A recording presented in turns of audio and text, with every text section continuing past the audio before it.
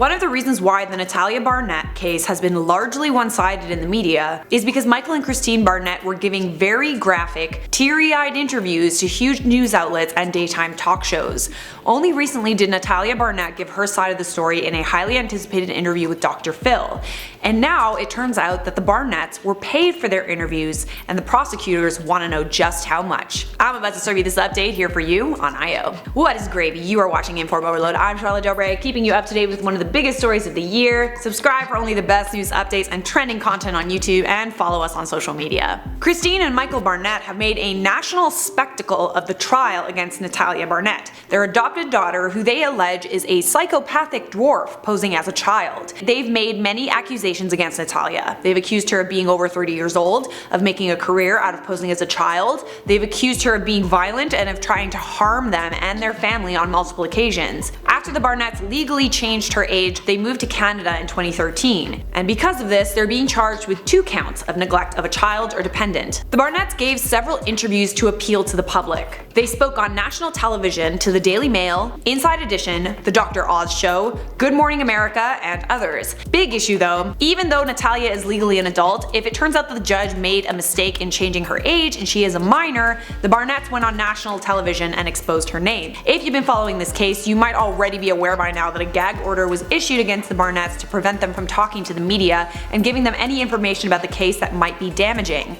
Speaking to the media in the way that the Barnetts have been doing is particularly damaging in a fair trial because it would be difficult to find unbiased jurors. How is Natalia going to have a fair trial if everyone in the country thinks she's a psychopathic adult dwarf that's tried to kill the Barnetts and their family multiple times? A gag order was also extended to include Natalia, but by the time it was, she had already filmed the interview with Dr. Phil, which aired on November 7th. Prosecutors in the neglect case against Michael and Christine Barnett want to know how much money Michael and Christine Barnett were paid for the interviews they gave. Prosecutors filed a request on October 11th where they asked the Barnetts for information like how much they were paid for the interviews, when they were paid, and any other form of promised compensation they received. Prosecutors also asked for copies of the signed contracts and any other documents they gave to media outlets. The interesting thing is, as of November 15th, prosecutors have not received an answer from their defense. They had to file another request on November 8th because neither of them have responded. Terrence Kinnard, Michael Barnett's lawyer, filed a motion on September 25th asking prosecutors what they know about any offer made by any person or entity to any person known to the state to provide movie, book, television, or radio rights or any story or subject in this matter. He refiled the motion on Friday, November 8th, the same day that the prosecutors refiled because the state hadn't responded. Typical lawyer tactics, in my opinion. Now, I'm not a lawyer nor a judge, but in my opinion, the fact that Barnett's lawyers know about the prosecutor's request for information about how much they were paid for their interviews, yet they didn't respond, is a sign that they're sitting on some information that is damaging to their case.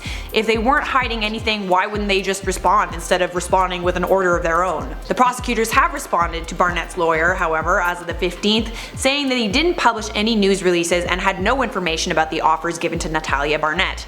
I guess we are gonna have to sit tight and see what the other side says.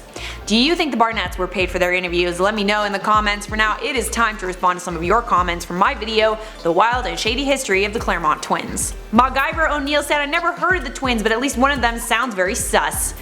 Are we sure there are actually 2 of them and not just an alter ego? I am 99.9978% sure. Megan Dominique said, currently binge watching the IO videos and came across this one. I remember the twins from BGC. I never watched that show, but honestly from screenshots, how could you forget?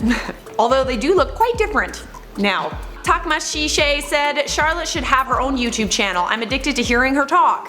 I do have my own YouTube channel, but I haven't uploaded anything in months. I literally would have to work 7 days a week in order to be able to run a successful channel on my own. So yeah, I like free time, what can I say? That is it for me, and thanks for watching. If you want to keep watching, we put together a playlist for you with a bunch of videos on the Natalia Barnett case. That's clickable on your screen right now. And make sure you leave a like, subscribe, and turn on notifications so I can see you in a future IO video.